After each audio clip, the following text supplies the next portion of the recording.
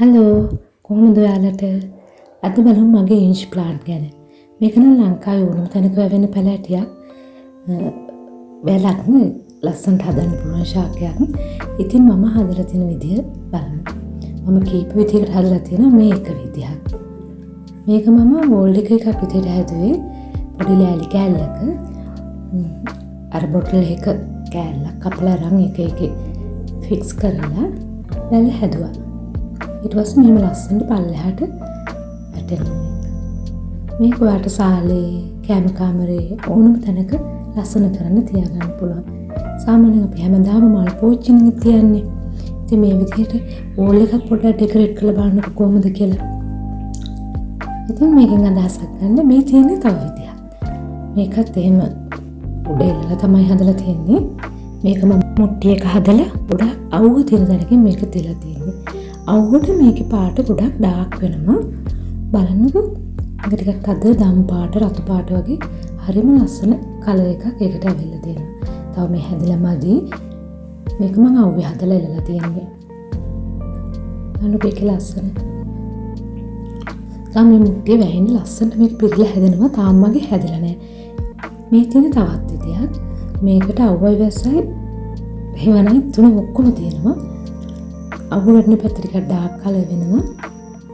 අනිත් පැත්ත ටික කොළ පාටට හුරු වෙනවා. මේක මම හදලා තියෙන මේකත් මුට්ටියක හදලා අර පයිප් මොනවද මේකට කියන්නේ බටයක් බිම ෆික්ස් කරලා ඒක උඩ මේ මුට්ටිය තිබ්බා. දැන් මේක හොඳට පිරලා හැදලා තියෙන්නේ. මේක හරිම ලස්සනයි. බලන්න. ඒක අර උඩ රඳවන්න ක්‍රමයක් නැති ඉඳ තමයි මම අර බටේ හදලා බටේ උඩ ඒක තිබ්බේ. ඒත් ඒකේ විදිහට හැදලා තියෙනවා.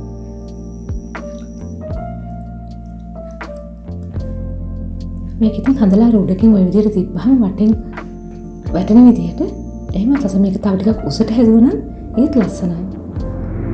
බටේ ටිකක් උඩට උසට අරගෙන අද මෙහෙම එකක් හදන්න හිතුවා මම මේ වගේ මේ බටයක් මේ වගේ සිමෙන්ති කොන්ක්‍රීට් චුට්ටක් රඳවලා මේකට මේ කොන්ක්‍රීට් මම අඩියට දාලා තියෙන බටේ කෙලින් තියාගන්න ඕනට ඊට පස්සේ මේ බටේ මම හිතුවා මේකේ කෙලින්ම හදන්නම් කියලා. මේ තියෙන බටේ මේක උසලා ඕන තැනක තියාගන්න පුළුවන් ලස්සනට නේද? මම මෙතන සිදුරු දෙකක් හදලා තියෙනවා යටින්ම.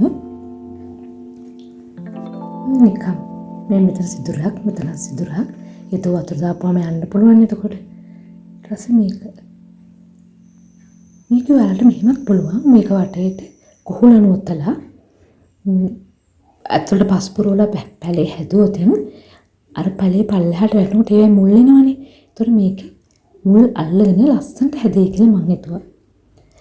බලමු එහෙනම් අපි මේක කොහොමද කරගන්නේ කියලා. හැබැයි මට අද කොහුලනු නැහැ. ඒ හින්දා මම හිතුවා මේකේ කෙලින්ම පේන්ට් එකක් ගාලා මෙහෙම තිබ්බම අර කැතයිනේ ගෙයි තියන්න බෑ වගේනේ. පේන්ට් එකක් චුට්ටක් ගාලා ඒකේ හදන්නම් කියලා. මෙන්න මෙහෙම. මෙතෙන් අර කොහුලනු කරා නම් මෙන්න මේ විදිහට කොහුලනු ඔතලා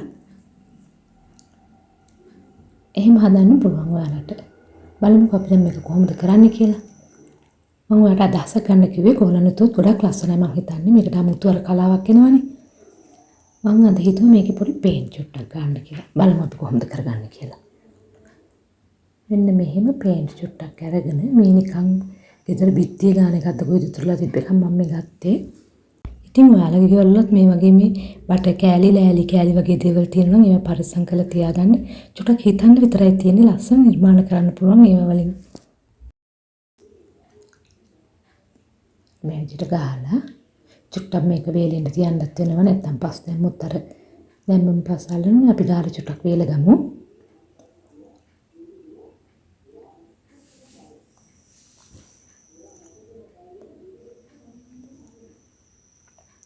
හරි. දැන් අපි මේකට පස් පුරවමු. මෙන්න මෙහෙම. පස් ටිකක් පුරවලා මේක මට උස මදි වගේ දෙන්න. ඒ හින්දා මම මේ බෝතලයක අර කපපු කෑල්ලක් ගත්තා. මේකත් මේක අතට මෙහෙම රඳවනවා. කළා ඒකටත් පස් පුරව ගන්නවා. ඊට පස්සේ මෙන්න මේ විදිහට මම හැදුවා. මේ හදපු ගමන්ම තව චුට්ටක් මේක මැද්දට කෑලි චූරියට කපලා හදා ගන්න ඕනේ. මේක වැවෙනකොට මට හිතෙනවා ලස්සනට තියෙයි කියලා. මේ තියෙන්නේ සතියකට පස්සේ. හදලා සතියකට පස්සේ මේ විදිහට තමයි පේන්නේ. දැන් ටික ටික වැවෙනවා. මම හිතනවා තව මාසයක් විතර ලස්සන පල්ලෙහාට එල්ලෙයි කියලා. මේක දැන් ගෙයින් ඇතුළේ උසලා ගිහලා තියන්න විතරයි තියෙන්නේ. හරි එහෙනම් අදට වීඩියෝ එක එච්චරයි. ඔයාලත් ඉතින් අදහසක් මේකෙන් අරගනී කියලා මම හිතනවා. ඉතින් එහෙනම් enjoy your life. Thank you for watching. ආයෙත් වීඩියෝ එකකින් හම්බ වෙමු.